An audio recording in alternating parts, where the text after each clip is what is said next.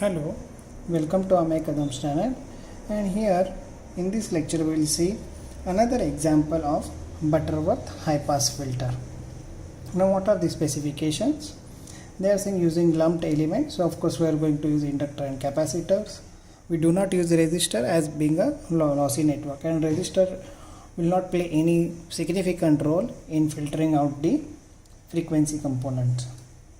They are saying cutoff frequency as 1.8 GHz and insertion loss, that is attenuation, of 12 dB at 1.2 GHz. So using these three data we can determine the order of the filter, and impedance they have mentioned as 70 ohm. So we'll list down all these data. So first I will write Butterworth filter. Butterworth filter is also known as maximally flat, or it gives maximally flat response as it does not contains any ripple in the pass band. Then cutoff frequency, so I will write FC is equal to 1.8 GHz and attenuation 12 dB at F1 is equal to 1.2 GHz. R0 they have mentioned as 70 ohm. So first let us determine the order of the filter. So we'll determine the order of filter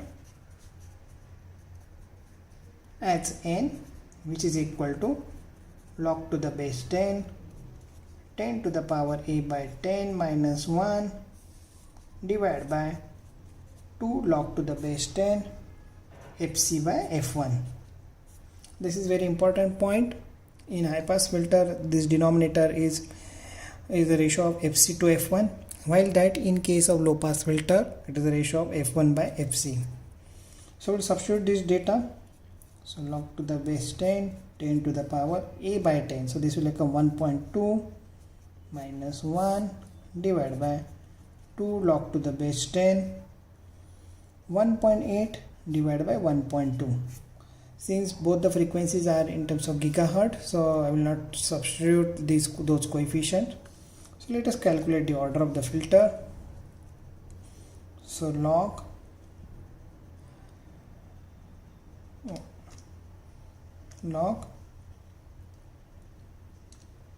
10 to the power 1.2 minus 1, and here it is 2 into logarithm of 1.8 divided by 1.2. So it turns out to be, the order of the filter turns out to be 3.32. So now they want at least 12 dB attenuation, so we'll select the order to be next integer, so it turns out to be 4.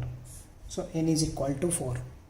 So after determining the order of the filter, we have to calculate the coefficients of the filter for a prototype low pass filter. So gk is equal to 2 sine 2k minus 1 pi by 2n, and this k is running from 1 to n. In this case it will run from 1 to 5, sorry 1 to 4, n is equal to 4. So we'll determine the coefficients one by one, g1, g2, g3 and g4. So here I will use the variable a for instead of k, so it will be 2 into sine bracket 2 into alpha a minus 1 into, if your calculator is in degree mode you have to substitute pi as 180 degree divided by 2 into 4. So let us calculate the first coefficient. A is equal to 1, so it turns out to be 0.7654. For 2 it turns out to be 1.8478. For 3 again it turns out to be 1.8478, and for 4 it turns out to be 0.7654. So we have determined the coefficients of the high pass filter. Now we have to design the circuit. So there will be two solutions. So solution 1, in solution 1 I will consider the first element in parallel, and being a high pass filter, that parallel element, the nature of that element will be inductor.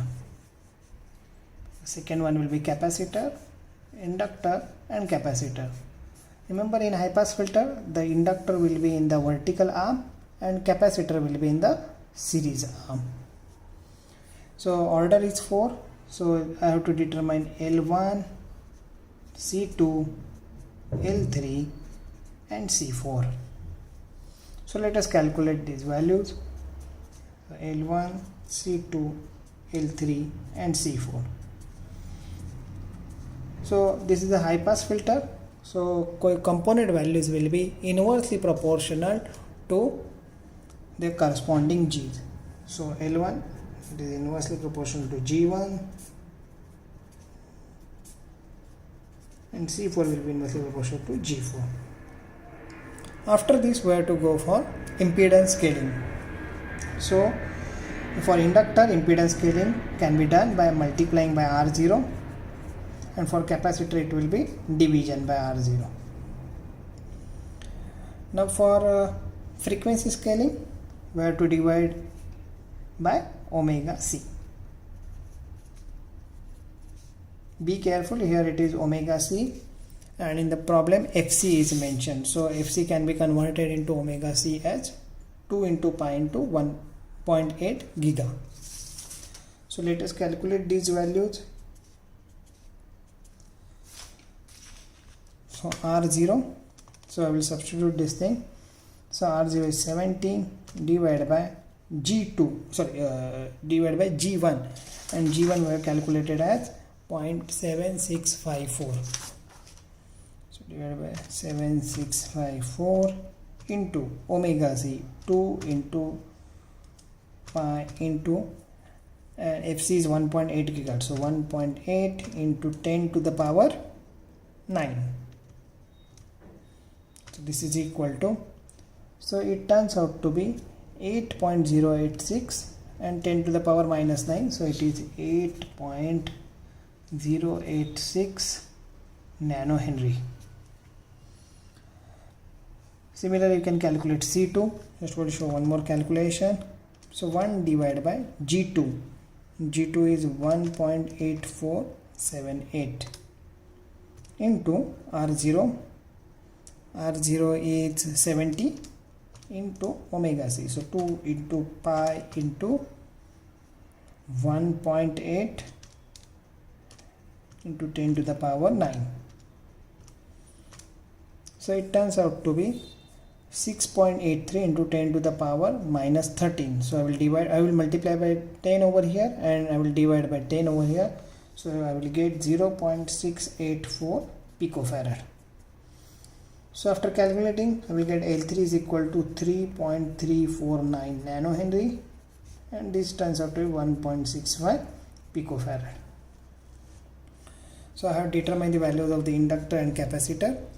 Now we will connect the load resistor over here,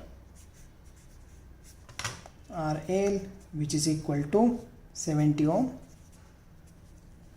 Here I will have RS, which is equal to 70 ohm, and a source will be connected over here,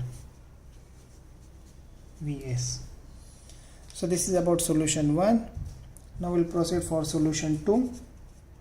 But for a high pass filter, the second solution will be given as taken as by considering the first element in series, and so that will be capacitor. So as such there is no need to design of solution 2. Just I will draw the network. So first element will be capacitor, then inductor, capacitor and inductor. So this will be C1,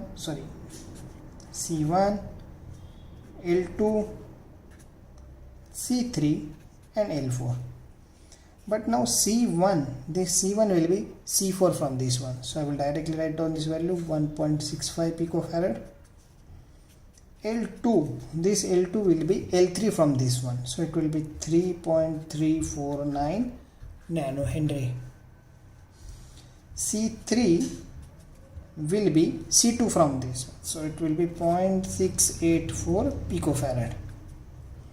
And L4 will be L1 from this. It is nothing but L1. So 8.086 nanohenry. This will happen when the order of the filter is an even number. So we'll connect RL over here. So it is 70 ohm. RS over here 70 ohm. And I will have a source voltage over here, Vs. So that is all about the Butterworth high pass filter, where the order was considered as order turns out to be an even number, n is equal to 4.